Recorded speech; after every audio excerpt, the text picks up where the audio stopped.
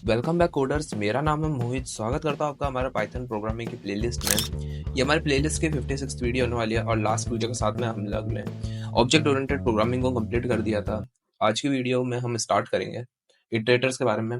तो इटरेटर्स पाइथन का एक काफ़ी ज़्यादा एसेंशियल टॉपिक है जिसका यूज़ करके आप आपके जो फॉर लूप्स है, लिस्ट और टपल के जो इटरेशन है उसके वर्किंग को हाइड कर सकते हो और काफ़ी एक अच्छी सिक्योरिटी प्रोवाइड करता है। देखते हैं इटरेटर्स क्या होता है। चलता है हमारे पाइथन के अंदर। तो यहाँ पर आप देखिए मैं पाइथन के अंदर आ गया हूँ और पाइथन के अंदर मैं एक एग्जांपल के साथ में आपको इटरेटर से समझाऊंगा इटरेटर्स क्या होता है, किस तरीके से इटरेटर वर्क करता है। लेट्स से मैं एक लिस्ट क्रिएट करता हूँ। हमारी एक लिस्ट होगी। उस लिस्ट के अंदर मैं कुछ रैंडम नंबर्स को यहाँ पर लिख देता हूँ। मैंने यहाँ पर कुछ रैंडम नंबर्स को लिस्ट के अंदर लिख दिया है। और अभी क्या करूंगा, अभी अगर मेरे को इस लिस्ट के एलिमेंट्स को प्रिंट कराना है, सिंपली मेरे पास बहुत सारे तरीके हो सकते हैं। अगर मैं डायरेक्टली लिख देता हूँ प्रिंट लिस्ट, तो यहाँ पर हमारे पास पूरी लिस्ट एक डायरेक्टली यहाँ पर प्रिंट होके आ गई है।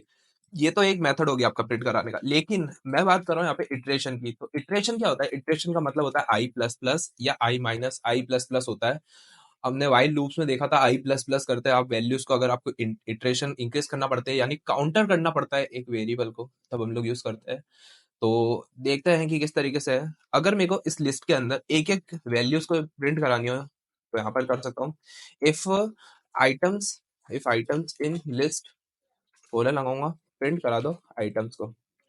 तो ये अगर मैं यहाँ लिखूंगा आइटम्स इन लिस्ट, प्रिंट करा दो आइटम्स को, तो यहाँ पर आप देखिए हमारे लिस्ट के सारे आइटम्स हमारे पास यहाँ पर आ चुके हैं। 5 6 8 7 9 4, ये टोटल हमारे पास सारा आइटम्स आ चुके हैं।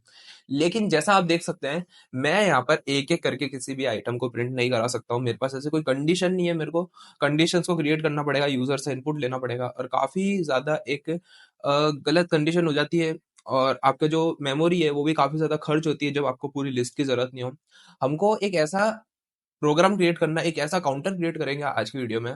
जैसे कि आपने देखा होगा, आप किसी दुकान पे गए या फिर किसी वेंडिंग मशीन पे, वेंडिंग मशीन में जैसे जैसे यूजर आते जाते हैं वैसे वैसे काउंटर इंक्रीज होता जाता है। जितने यूजर आएंगे उतना ज्यादा काउंटर इंक्रीज होता जाएगा। इसी तरीके की आज एक इटरेशन हम लोग क्रिएट करेंगे इस प्रोग्राम के अंदर। देखते हैं किस तरीके से क्रिएट करते हैं। लेट्स से मैं क्या करूंगा, मैं इसको अभी के लिए कमेंट आउट कर दूंगा। दोनों ये मैंने फॉर लूप प्रेस करा है, इसको कमेंट आउट करूंगा।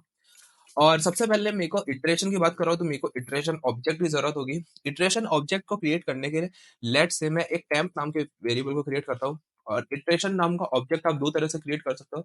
सबसे पहला मेथड होता है, आप simply I T E R लिख के सिंपली आपकी लिस्ट और डबल जो भी चीज है उसको यहाँ पर पास कर सकते हो। और अगर मैं यहाँ पर आपको प्रिंट करा के दिखाऊँ, प्रिंट करता हूँ टेम्प को, तो सिंपली यहाँ पर हमारा देखिए आप एक लिस्ट इटरेटर ऑब्जेक्ट यहाँ पर हमारा रिटर्न हो चुका है।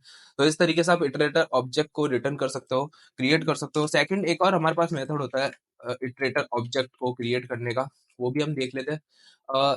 सबसे पहले तो हमने देखा कि आप इटरेटर ऑब्जेक्ट, एक इटरेटर फंक्शन होता है पाइथन के अंदर हमारे पास इनबिल्ट। और ये बुलेटिन पे अगर इस पे मैं क्लिक करो तो यहाँ पर आप देखिए इटरेटर ऑब्जेक्ट कैसे क्रिएट कर सकते हैं। इसको पूरी डेफिनेशन यहाँ पे लिखी हुई है, आप इसको भी चेकआउट कर सकते हैं। और नेक्स्ट जो हमारे पास मेथड होता है वो होता है एलएसटी लिखकर underscore underscore I T E R method. आप इस तरीके से भी इटरेटर ऑब्जेक्ट को क्रिएट कर सकते हैं। अगर मैं फर्स्ट वाले को कमेंट आउट कर दूं और सेकंड वाला टाइम की वैल्यू प्रिंट कराओ, तो इसने सेकंड वाला टाइम की वैल्यू सेम हमको यहाँ पे प्रिंट करके दे दिया। अभी एक चीज देखते हैं हम लोग। मैंने सेम ऑब्जेक्ट का, सेम लिस्ट का दो तरीके से इटरेटर क्रिएट करा है। मैं सबसे पहली बार वैल्यू लिखूंगा टाइम की, सेकंड टाइम की वैल्यू लिखूंगा और चेक करते हैं कि जो ये हमारा एड्रेस आ रहा है दोनों बार सेम आएगा कि अलग आएगा। अब आप देखिए मैंने दो तरीके से यहाँ पर इटरेटर ऑब्जेक्ट क्रिएट करा है। दोनों जितनी बार भी आप एक लिस्ट का इटरेटर ऑब्जेक्ट क्रिएट करोगे वो हर इटरेटर ऑब्जेक्ट अलग क्रिएट होगा। वो ऐसा नहीं है कि उस लिस्ट को क्रिएट करेगा, उस लिस्ट की तरफ पॉइंट करेगा। यहाँ पर आप देखिए जो फर्स्ट वाला टेम्प वन है उसका मेमोरी एड्रेस अलग है। टेम्प टू के अगर मेमोरी एड्रेस की बात करूँ तो वो बिल्कुल अलग है। तो इस तरीके से ये जो बात है ये आपको ध्यान रखनी है। तो ये तो बात होगी हमारे इटरेटर ऑब्जेक्ट की, किस तरीके से आप इटरेटर ऑब्जेक्ट क्रिएट कर सको। अब इटरेटर ऑब्जेक्ट क्रिएट करने के बाद में इटरेटर ऑब्जेक्ट की वैल्यूज भी तो हमको चाहिए। हमको काउंटर करना वैल्यूज को, एक एक करके वैल्यूज को प्रिंट करना। तो इसके लिए भी हमारे पास एक मेथड होता है। बात करते हैं उस मेथड की। सिंपल सा एक प्रिंट स्टेटमेंट लिखूंगा और हमारा मेथड का नाम होता है नेक्स्ट। नेक्स्ट मेथड के अंदर सिंपली हमारा जो इटरेटर ऑब्जेक्ट है उसको पास कर दूंगा। अब आप देखिए जितनी बार भी इसको मैं रन करूंगा उतनी बार नेक्स्ट हमारा इटरेटर ऑब्जेक्ट आता रहेगा। सबसे पहले 5 आया, फिर 6 आया, और वापस अगर इसको प्रिंट करूंगा, यहाँ पर इसको वापस डुप्लीकेट कर दूंगा, तो यहाँ पर आप देखिए 568, हमारा 568 जितनी बार भी इसको रन करूंगा उतनी बार ये वैल्यूज हमारी काउंटर होती जाएगी। 5 आएगा, 6 आएगा, 8 आएगा, 7 आएगा, 9 आएगा, 4 आएगा। तो इस तरीके से चीजें काम कर रही है। हो रहा क्या है यहाँ पे बिहाइंड द सीन्स, क्या काम चल रहा है, क्या प्रोसेस हो रही है पाइथन के अंदर। पाइथन के अंदर हमारे पास एक इटरेटर नाम का फंक्शन होता है जिससे हम इटरेटर ऑब्जेक्ट क्रिएट कर सकते हैं। अब इटरेटर ऑब्जेक्ट क्या करेगा, इटरेटर ऑब्जेक्ट एक काउंटर क्रिएट कर देगा उस लिस्ट या फिर टपल जिसकी भी आप यूज कर रहे हो इटरेटर ऑब्जेक्ट, और वो काउंटर फंक्शन एक उसकी जो इनिशियल स्टेज है उसको हमेशा स्टोर करके रखेगा। सबसे पहली बार हम जब नेक्स्ट मेथड यूज करेंगे इटरेटर ऑब्जेक्ट के ऊपर, तो उसने हमारी फर्स्ट वैल्यू दे दी, और जो ये फर्स्ट वैल्यू वो उसके काउंटर में स्टोर हो जाएगी नेक्स्ट काउंटर में। और नेक्स्ट टाइम जब आप उसकी नेक्स्ट वैल्यू को यूज करोगे तो सिंपली नेक्स्ट काउंटर क्या करेगा, नेक्स्ट काउंटर सिंपली वो जिस सबसे पहले उसने इनिशियली जिस वैल्यू के ऊपर पॉइंट करा था वो नेक्स्ट वैल्यू के ऊपर अपना काउंटर को पॉइंट कर देगा। और जितनी बार भी आप नेक्स्ट नेक्स्ट करते जाओगे, नेक्स्ट नेक्स्ट वो करता जाएगा। और देखते हैं कि हमारी अगर लिस्ट खत्म हो जाएगी तो ये किस तरीके से काम करेगा। और जब हमारी लिस्ट खत्म हो जाएगी तो हमारा यहाँ पर इटरेशन स्टॉप हो जाएगा। ये आप देखिए स्टॉप इटरेशन नाम की एरर आ गई। और ये एरर आपको ध्यान रखनी है, जब आप कस्टम इटरेटर्स क्रिएट करते हो तो यहाँ पर आपको कस्टम इटरेशन के अंदर एक एरर को रेज करना पड़ता है ताकि हमारा लूप क्लोज हो सके। और ये लूप क्लोज करने के लिए आपको स्टॉप स्टॉप इटरेशन नाम का मेथड पता होना जरूरी है। और यहाँ पर हमने बात करी, यहाँ पर मैंने आपको बताया कि हमारा खुद का इटरेटर क्या होता है वो भी आप देख लेते हैं। अभी के लिए सब चीजों का कमेंट आउट करता हूँ और इसको थोड़ा ऊपर लेके आ जाता हूँ ताकि आपको दिखाई देने में थोड़ा इजी रहे। एक कमेंट यहाँ पे मैं लिखूंगा, यहाँ पर मैं खुद का कमेंट लिखूंगा कस्टम इटरेटर। और कस्टम इटरेटर इटरेटर को क्रिएट करने के लिए मैंने आपको बताया कि हमें एक ऑब्जेक्ट चाहिए, और ऑब्जेक्ट क्रिएट करने के लिए हमको एक क्लास चाहिए। और यहाँ पर हमारा यूज होगा ऑब्जेक्ट ओरिएंटेड प्रोग्रामिंग की स्किल्स यूज होगी यहाँ पर हमारी।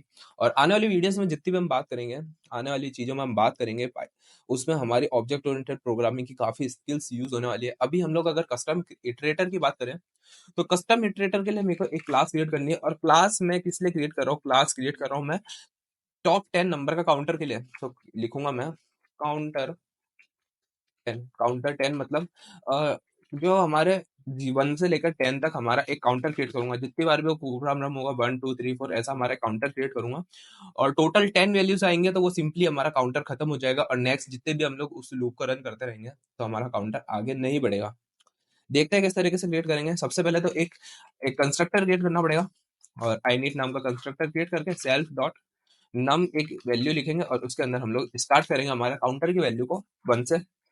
सेकंड जो हमारे पास मेथड होता है वो होता है इटरेटर। और इटरेटर मेथड को क्रिएट करने के लिए, कस्टम इटरेटर को क्रिएट करने के लिए दो वैल्यूज सबसे इंपॉर्टेंट होती है। सबसे पहले होता है ITER फंक्शन, जो इसको हम कहते हैं इटर फंक्शन।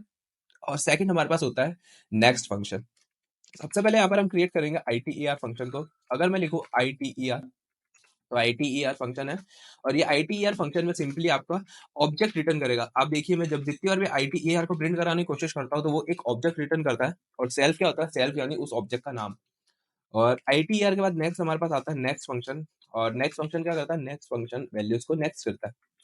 तो नेक्स्ट फंक्शन के अंदर यहाँ पर क्या करेंगे, नेक्स्ट फंक्शन की बात करेंगे हम लोग।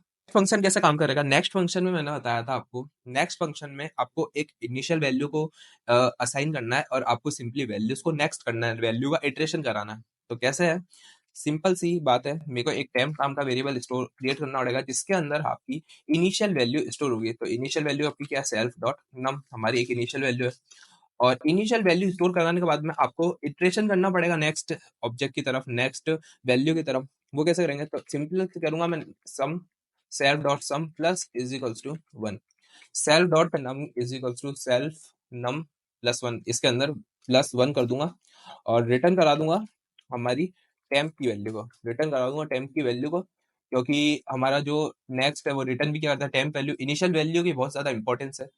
अब क्या करूंगा, अब मैं इस काउंटर 10 नाम का यूज करके मैं क्या करूंगा, A1 ऑब्जेक्ट क्रिएट कर दूंगा। सिंपल सी बात है, A1 ऑब्जेक्ट क्रिएट करूंगा काउंटर 10 नाम के क्लास का यूज करके। और फॉर आई इन A1 लिखूंगा और प्रिंट करा दूंगा आई की वैल्यू को। अब देखते हैं किस तरीके से काम करेगी हमारी चीजें। तो अब देखिए हो रहा क्या है, मैं इसको रन कर रहा हूँ तो ये रन होता जा रहा है, इनफाइनाइट लूप में चला गया। और ये क्यों हुआ, इसको अभी के लिए मैं क्लोज करूंगा, क्योंकि अगर मैं इसको चालू रखूंगा तो हमारा सिस्टम क्रैश हो जाएगा। मैं सिस्टम हमारा क्रैश कराना चाहता, रिकॉर्डिंग कर रहा हूँ मैं अभी के लिए। आप देखिए यहाँ पर क्या हो रहा है, जब भी आप फॉर लूप की बात करते हैं तो फॉर लूप में हमारे पास एक कंडीशन होती है। जब भी आप फॉर लूप की बात करते हैं हमारे पास एक कंडीशन होती है, एक रेंज होती है। अगर मैं फॉर लूप किसी लिस्ट के ऊपर इटरेट कर रहा हूँ तो लिस्ट के वैल्यूज के हिसाब से फॉर लूप काम करेगा। यहाँ पर हमने कोई इसकी एंडिंग वैल्यू नहीं दी, हमको एक इटरेशन की वैल्यू देनी पड़ेगी। कहाँ तक आपको एक काउंटर चाहिए, काउंटर 10 चाहिए तो 10 आपको रिटर्न करना पड़ेगा, काउंटर 20 चाहिए तो 20 की बात करूंगा। अभी आप देखिए, अभी सबसे पहले तो हम देख लेते हैं हमारा प्रोग्राम सही तरीके से काम कर रहा है कि नहीं कर रहा। तो सबसे पहले देखेंगे तो सिंपल सी बात, मैं यहाँ लिखूंगा प्रिंट करा दो नेक्स्ट, नेक्स्ट करूंगा नेक्स्ट, और A1 नेक्स्ट डॉट A1 करूंगा तो किस तरीके से 2 1 आ गया हमारा। और अगर इसको इटरेट करूंगा तो आप देखिए 1 2 3 4 5, तो इटरेटर तो हमारा सही तरीके से काम कर रहा है, ये तो हमने चेक कर लिया। एरर सिर्फ हमारे आ रही है हमारे एंडिंग, यानी हमारा जो लूप एंड करना हमको उसमें एरर आ रही है। तो लूप कैसे एंड करेंगे, लूप एंड करने के लिए लेट्स से मैंने जहाँ पे init नाम का मेथड क्रिएट करा है उसके अंदर मैं एक पैरामीटर पास कर दूंगा, एक आर्गुमेंट पास कर दूंगा, और इसको आर्गुमेंट को यहाँ पर हैंडल कर दूंगा। यहाँ पे लिखूंगा सेल्फ डॉट लिमिट, या लिखूंगा self dot limit is equals to 10। Self dot limit is equals to limit, मेरे को यहाँ पर भी लिमिट लिखना पड़ेगा क्योंकि वेरिएबल्स की बात चल रही है। और जो नेक्स्ट है इसके अंदर एक इफ कंडीशन हैंडल करनी पड़ेगी, if self dot num is less than equals to self dot limit. अगर सेल्फ डॉट लम की वैल्यू सेल्फ डॉट लिमिट के बराबर या फिर इक्वल है, ये स्मॉल या फिर इक्वल है, तो सिंपली ये प्रिंट कर दो। तो सिंपली जो हमारा कोड है उसको एग्जीक्यूट कर दो यहाँ पर, और लेट्स अब देखते हैं हमारी एरर सॉल्व हुई कि नहीं। अब आप देखिए अभी क्या हो रहा है, अभी इसको वापस क्लोज करूंगा, अभी ऊपर जाता हूँ, बहुत सारा हमारा यहाँ पे आ गया है, बहुत ज्यादा ऊपर जाना पड़ेगा। तो यहाँ पर हमारा नन नन नन नन आ रहा है, इसके ये क्यों आ रहा है हमारा, इटरेटर में हमने देखा था कि इटरेटर हमेशा चलता रहेगा चलता रहेगा चलता रहेगा, इटरेटर की कोई एंडिंग नहीं होती। और यहाँ पर मैंने कंडीशन तो क्रिएट कर ली, लेकिन इटरेटर तो हमारा काम करता जा रहा है। इटरेटर को कभी भी उसकी लिमिट, उसकी लिमिट के बाद उसको स्टॉप करने के लिए आपको एक एरर रेस करनी पड़ेगी हमेशा। और एरर क्या है मैंने आपको बताई थी, स्टॉप इटरेशन नाम की एरर होती है। एक एल्स कंडीशन लगाऊंगा, यहाँ पर एक रेस करूंगा एरर को, और एरर क्या होगी, स्टॉप इटरेशन। अब रन करूंगा, परफेक्ट तरीके से आपका इटरेशन काम कर रहा है। 1 आएगा, 2 आएगा, 3 आएगा, 4 आएगा, 6 7 8 9 10 आएगा। 10 के बाद में इटरेटर आपका आगे नहीं जाएगा। सेम चीज अगर मैं 20 के लिए करूं, आप कितने भी अब काउंटर के लिए कर सकते हो, आपका खुद का इटरेटर आपने क्रिएट कर लिया, आपने खुद का इटरेटर क्रिएट कर लिया। 250 तक जाएगा, इसके आगे नहीं जाएगा ये। तो इस तरीके से आपका इटरेटर काम करता है। बिल्कुल आप ऑब्जेक्ट ओरिएंटेड प्रोग्रामिंग का कॉन्सेप्ट का यूज करके आपके खुद के इटरेटर्स को क्रिएट कर सकते हो, आपकी चीजों को हाइड कर सकते हो, सिक्योरिटी को इंक्रीज कर सकते हो, ऐसी चीजों को आपके प्रोग्राम आपके प्रोजेक्ट में इंप्लीमेंट करके। आई होप आपको इटरेटर समझ आ गया होगा। अगर आपको इस वीडियो से रिलेटेड कुछ भी इशू आता है तो आप मुझे नीचे कमेंट करके बता सकते हैं। और इस वीडियो को एंड करने से पहले अगर आपने अभी तक पाइथन प्रोग्रामिंग की प्लेलिस्ट को चेकआउट नहीं किया तो इस प्रोग्रामिंग प्लेलिस्ट को आप चेकआउट करके बेल नोटिफिकेशन ऑन कर दीजिए, ताकि अपडेट्स आपको सबसे पहले मिल सके। और आप हमारे यूट्यूब चैनल पे अवेलेबल दूसरी जावा स्क्रिप्ट और जेक्वेरी की प्लेलिस्ट को भी चेकआउट कर सकते हैं, जिसमें हमने जावा स्क्रिप्ट और जेक्वेरी बेसिक से लेकर एडवांस तक अच्छी तरीके से आपको बताई है। तो बस गाइस वीडियो में इतना ही, मिलता है आपको नेक्स्ट वीडियो के अंदर, तब तक के लिए जय हिंद।